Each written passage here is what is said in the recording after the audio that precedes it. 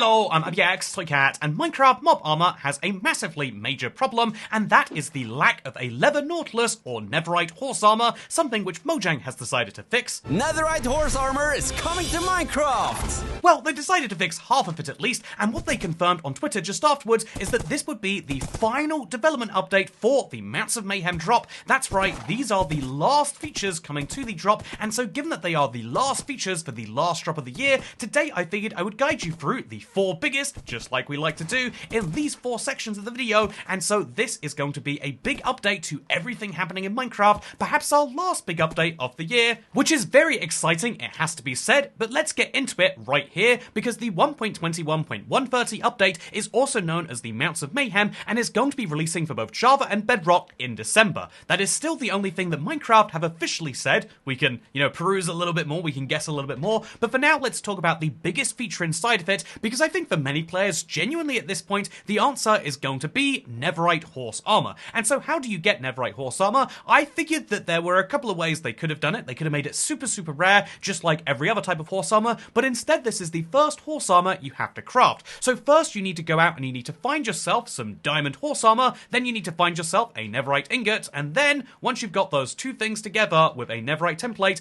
you can upgrade it, and this will get you Netherite horse armor. However, unlike every other tool in armor, where you can find out exactly how good it is, if you craft this Netherite horse armor and put it straight onto a horse, it's actually not going to be very useful. So first of all, the horse might kick me off, in fact he's statistically going to, but once I put the Netherite horse armor on, it won't actually show me how armored up he is, which makes me wonder, is this actually going to be better? In Minecraft's little short they made to promote this, they made a big deal about how your horse wouldn't die if it had Netherite armor, but as you probably know, regular players, if you put Netherite armor on, you don't get much better protected. So as one of the fun things that we can do here is we can actually do a bit of a comparison, and we can see the damage value or the armor value protection between leather, iron, diamond, and Netherite, and you can see that Netherite armor isn't just like slightly better than diamond, like you could argue it is for players, it's head and shoulders above. The difference between leather to iron and iron to diamond is 4, but the diamond to Netherite gap is double as high, basically implying that there's a whole extra armor tier they're skipping over here,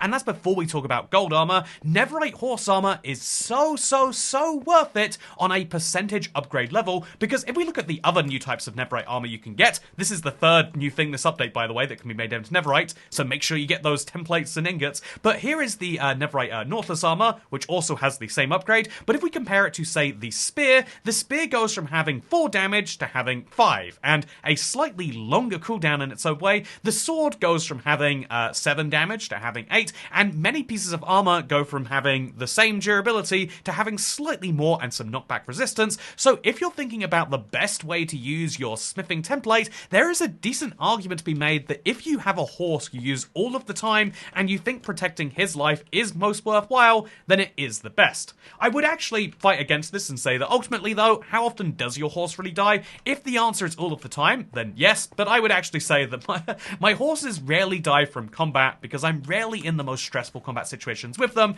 and when I am, I kind of like that they soak up some of my damage, something I might like even more if I waste my Netherite. So is it worth wasting your Netherite? I mean, I wouldn't waste it on a hoe, but would you waste it on a horse? That's the question we now have to ask, of course. As you all know, I try to focus heavily on the biggest features of the drop, so I won't focus on more minor features, but it is worth mentioning that in the last drop, they added camel husks to the game, but made them entirely unable to spawn, something that ruined my camel husk only run in Minecraft I had planned, which, to be fair, maybe that's my bad, but in this week's drop, they have changed the camel husk, not just to make it correctly spawn, I like that they admit, oops, actually had to make it spawn in this update, but also they made it so it will actually drop some rotten flesh when killed, and so that gives us a perfect opportunity, while finding out how well that works, to test out the spear changes, because I'm not kidding you when I say the line about the spears sounds very, very serious, but all it says is this: Minecraft's spear has been changed so that the spear weapon is less forgiving if you miss a charge attack.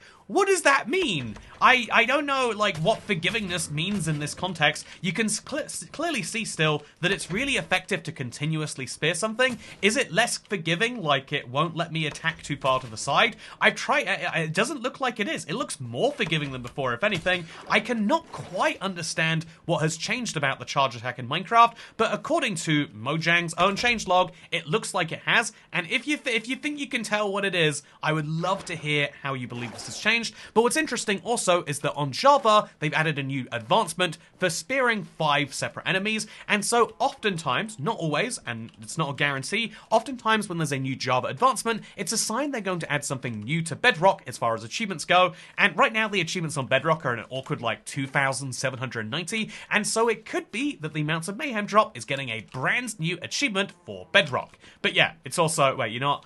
I said I would kill this guy. I said, just for the research reasons, I would kill my own Camel Husk. To be fair, they are undead. You know, they're not naturally meant to be living this way. So if I murder him, it's basically a good thing. There you can see, he did just drop 2 rotten flesh, which is perfectly between 1 and 3. And, yeah, I guess that's nice, isn't it? Speaking of things that are nice, here's something brand new you might not have noticed. A brand new menu panorama. Oh, look at this.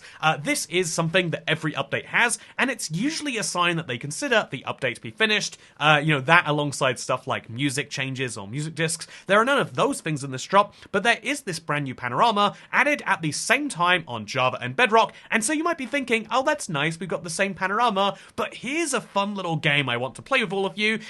Which panorama do you think is better? This is the panorama you can see right here on Bedrock. I'll speed it up for you a little bit so you can see how pretty things look, and then I'll show you it on Java, and you'll notice it's the same seed and the same location, but on Java, it spins the other way. And I think there's a beautiful analogy about parity there, that even when you pick everything to be precisely the same, it's still so obviously different, not just because now the visuals are hugely different here on Bedrock, but also just things like the mobs that have spawned and where. And yeah, I think there's something very, very beautiful about this, but I'd like to have your opinions about which one is better. Do you like left to right? Do you like right to left? Do you like the vibrant visuals and the slightly closer together mobs and stuff like that?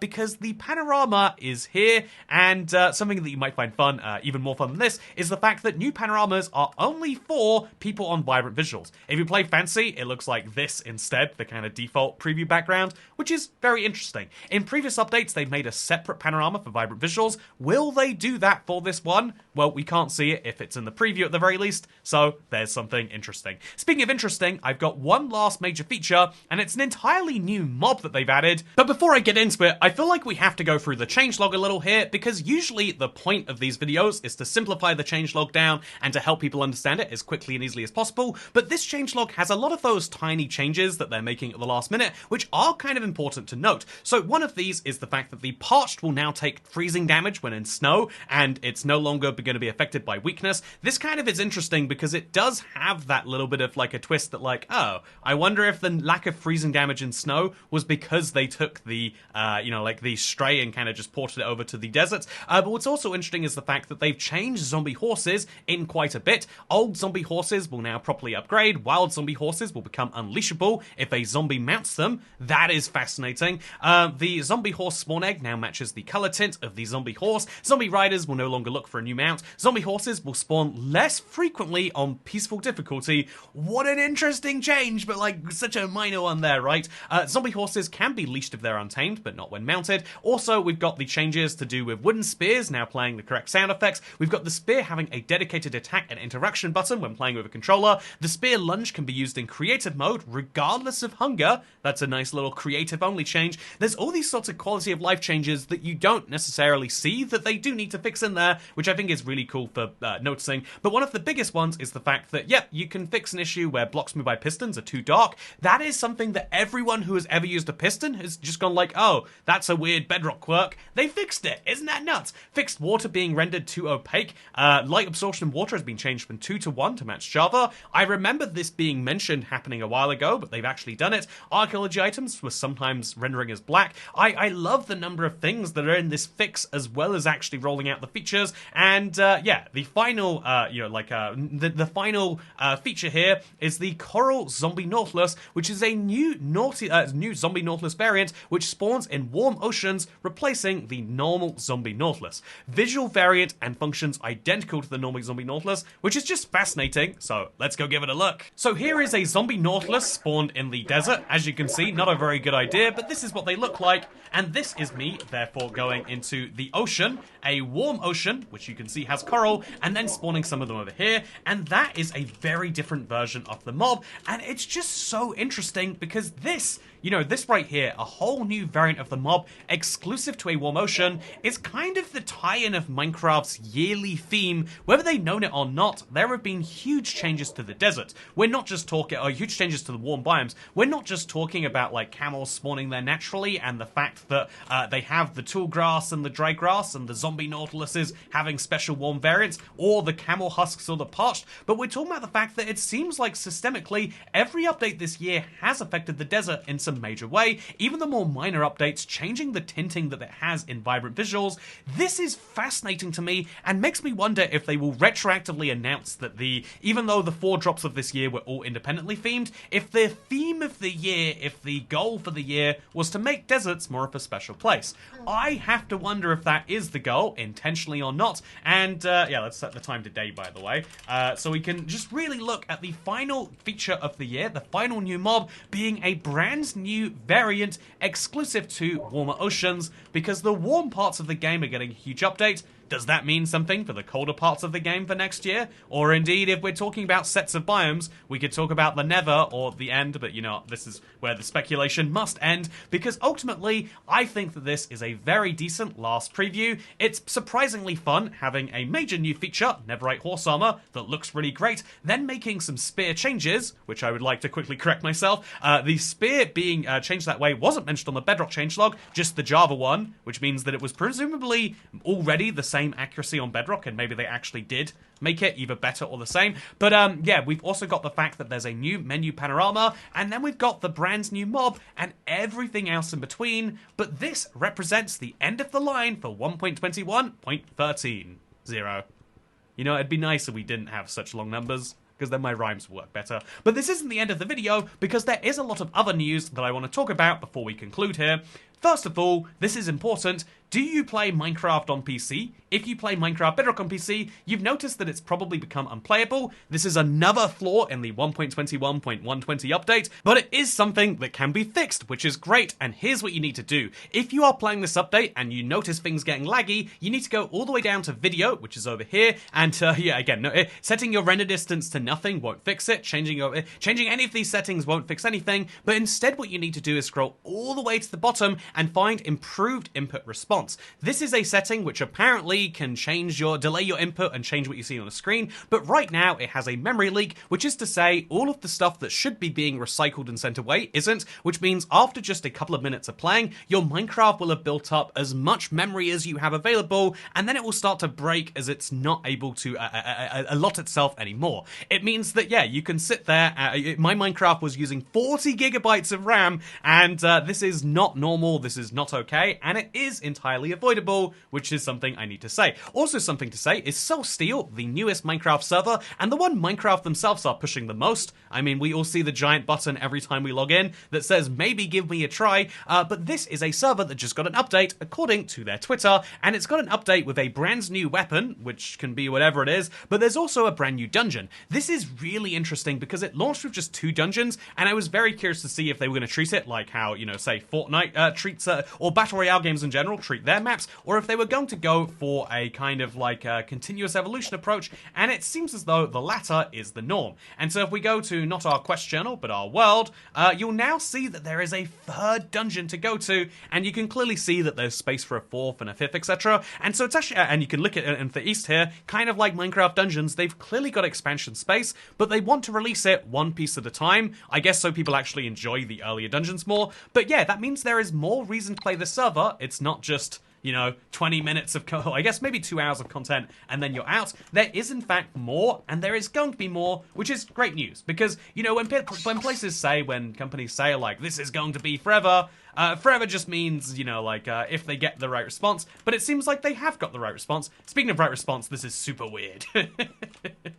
I do not like this in the slightest. Speaking of things I don't like in the slightest, I might be streaming the newest SoulSteel update tomorrow. I think that'd be some fun. And this weekend, I've got a couple of my biggest streams planned, because if Minecraft aren't going, you know, clearly they're going big on their desert update. They're not updating cold biomes in a similar way, but that won't stop me from playing Skyglue anyway. So this weekend I'll be doing both a Skyglue stream, where I'm going to bridge out very far, and also I'm going to be doing a pay-to-win, maybe pay-to-lose Minecraft stream. The best idea I've seen so far is for every $1 donated, I'll pause the game for 30 seconds, see how fast I can beat Minecraft. It sounds like a terrible, terrible, terrible idea, which is part of why I want to see it. But anyway, that's what we're going to be doing this weekend. It's going to be a lot of fun, but for now, I hope you all enjoyed this one. And yeah, as far as the update release date, it does seem as though December is not a date they're going to be pushing to the very end, and this might be one of the shortest time periods between a drop being announced and actually releasing, and the shortest time period between two separate drops, which is fascinating in so many ways. I'm going to do all the research I can to hopefully give you an accurate release time,